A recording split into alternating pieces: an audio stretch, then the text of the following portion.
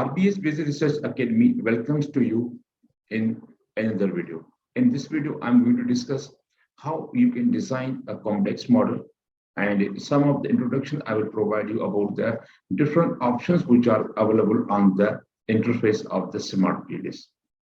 That means when you are going to open the Smart PLS, whatever the options are available, some of the important options which are necessary to understand, to develop, to design a complex model. So these options we are going to discuss in this video. Dear viewers, I want to inform you that I'm running a Smart PLS, a series on Smart PLS. So already my 8 videos are available on the Smart PLS. If you are interested, please watch all those ones, because all these are theoretical videos and they are providing some of the important concepts, theoretical concepts on how to use Smart PLS. My name is Dr. Sumro and I'm from Shabdi University. Let's start our discussion. Dear viewers, I'm happy to inform you that I've also completed my online course from the Smart PLS Academy, University of Hamburg, Germany, where I completed my 9 courses from this academy online. And therefore, this certificate was awarded to me from the Smart PLS. So that's why I'm a certified Smart PLS trainer. Let's start. So first of all, when you're open Smart PLS software, you will find this neat and clean interface where the different options are available. How to work on this interface, that's quite easy. So if you want to start, first of all, I want to introduce these 2 concepts. This is a Smart PLS book. You are looking here, a wonderful book written by Professor Hare, Professor Ringel, and Professor Mark Sardes. These 2 are available. Some of the important things are so, and this is the green purchasing pair, because already I have worked on that one, but both I want to archive because I'm not interested in work on this one in this video. That's why I'm going to archive it, because later on, if I require, I can work on that one. And then if you want to close this drop-down menu, just click this one. The menu will be dropped down, closed. Now we are opening a new project. Just for how to open, this option is available. And then if you press here, this option is available. And alternatively, this option is available. So 3 options are available to do the one thing. So that's the beauty of the software. It provides some of the facilities. So for me, which I like, because that's on the surface, just click it. Now create a new project, and now you are required to give it the name to this one. So I'm giving it like the one name, green purchasing behavior. So this is one of the model which I want to create here. Just press OK, and then you will see that some of the options which have been immersed here. So now these are options. So this option is there. That shows you that what is inside this one. If you click it, the drop-down menu will go up, and then this will close. Then again, if you click this one, then the drop-down menu will appear. And now here you are finding 2 things. One, double-click to import the data, and another is the green purchasing. Here you can draw one model, but before drawing a model, it is necessary to attach a data. Just click it, and then the data file is required. My last video, I discussed about which type of the format is Smart PLS accept. So 2 formats are there. One, the dot comma separate value, and another is a .txt. So now this is the comma separate value file. And if you want to know how to convert the any file into the .csv format, then my previous video is available. It's image you are looking here. Just go on that one and have some detail about this one, and then just select it and open. When you open it, do you want to edit the name of this imported file? I do not want to import. I do not want to edit the name. The same name is okay for me. Just press OK. And when you press OK, you will find that some of the initial or the descriptive status you will find here. So it's a wonderful software, really. And in order to have a missing mean, mode, median, minimum, standard deviation in SPSS, you are required to put several tools over there. But in one go, whole information is available to you. I have talked already in my last video, and indicator, intercorrelation, and raw file. So all are available at here. And total records are there. 361 records are there. Dear friends, so in one go, all the options are available, like the missing value, mean, median, minimum, standard deviation. Okay. And indicators correlation is also available. Raw data is also available. Now, so on one hand, the detail is available here. On the other hand, if you want to have an individual like the age, then looking here, then you can see here at the end of it, all the mean, median, missing, if is any month. So all the detail is available here. So on one hand, this is the one option where data is available. On the other hand, for every indicator or the variable, data is available. So now age, gender, education, these are our variable. And then if you want to move here, for example, TGP, then see that the complete detail like the mean, mode, median, all are available here. So now the two options are available. Collectively, you can like they refer the detail about all these, and individually you can also refer here. And the two other options are there. This is the part. If you click this one, it will open, and this one collapse. So these two buttons are available to you. Alternatively, two other buttons are also available. Now these two buttons are for this button. Are either you can collapse from here, you can open from here, or this alternative button, expand all project and collapse all projects. So these two options are available here. Okay, now I'm going to draw a one model. How to draw a one model? So first of all, if you want to draw a model, this canvas is available, white canvas available.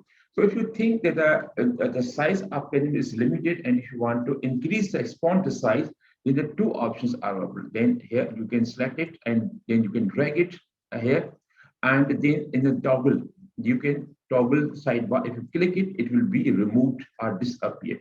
Now the pretty enough space is available to you for drawing your model. How to draw the model? So for this purpose, two tools are available. First tool is about the definitely we are working only on the latent variable. Okay, now if you want to draw a one latent variable, how to do? Then now this is our dependent variable, green purchasing behavior. Okay, select all these items and then drag here and leave anywhere where you want. Just if you leave it, then you see that this latent variable and along with indicators are available right now. Okay. Alternatively, another tool which you have, there's about this is a latent variable. If you click it one time, one latent variable. Again, you will click it, again, you will get another variable, a latent variable. Again, that means that in your every click, you will get another latent variable. Now, how to attach the indicators with this one? That's very easy. Just select the media 1 to the media 3, and then just drag here and leave your cursor on the here. You will find the indicators have been given. Now, the indicator has been. Now, another word I want to work for the price. Price, like these 4 indicators are there. Then again, drag here and leave it on this latent variable. Then again, the indicators have been attached with this one. And the latent variable I want to attach here, and that's about the interpersonal. And then select his, and then again drag and leave here. The same thing you can do with the all rest your variable, whatever variable are there. And then if you want to deselect latent variable, then you should press this button. It will be automatically deselected. And when it will be deselected, then you see that he will find some change. Now the select has been bold. Now if you select this one, now it will be unbold, like the size, the thickness will be reduced, and its thickness will be increased. So that is the one type of the tool to identify which one is right now is selected. So now, okay. Now TGP is another our variable. So now we are going to select and bring it here and leave just here. Automatically TGP is there, and then environmental knowledge is our last variable, and then keep it and leave it here. So now all our latent variable have been available right now, and now we have to keep all those in such a manner that we can attach all the independent variable with the dependent variable easily. So now in this manner we cannot attach we cannot create the path between the all independent variable with the dependent variable. So now first of all, we have to identify which one is our dependent variable. This is our dependent variable. Then we can drag here, and then we have to keep all these one like this one, and then you can draw it low, and then you can. So if you want to move a latent variable, just click here. The latent variable you can easily move. Okay, and then like this one. So if you are finding some difficulty in designing your project, then the option is available here. Just grid. So grid line will provide you some of the enough opportunity where you can keep on the your all the latent variable exactly on the certain line in a certain manner. Okay, so this is another one. This is a wonderful tool where you can keep your model exactly in the same manner. Okay, now our another one is there, and this another. So now in this page somewhat different. Now this indicator, you need to move this indicator from this side to this side. How do you move? That's very easy. Just select it and then press this button. When you press this button, then all the options are available. For example, if you want to keep it top, like this one is shown Alt plus W, and if you want to left align, then the Alt A, bottom for Ace, and for the indicate right, you are required to select the Alt D. Sometimes we are required to to switch between the reflective and formative. The simple Alt Q is a software. You can select you can convert the same latent variable from the reflective to formative or formative to reflective. So now, and this one is to rename, and this one is to delete. Okay, so and then this one is export image file somewhere else. You can also export image on the clipboard. So these are the wonderful options that are available for you. Okay, now for example, if we want to move it, now alternatively that one is also available, and this one is also here is available. Just press this one and this bit. Now this is the good position. Okay, at the same way we can also do this one in the manner where we can manage it properly. Now it looks fine. You can come down.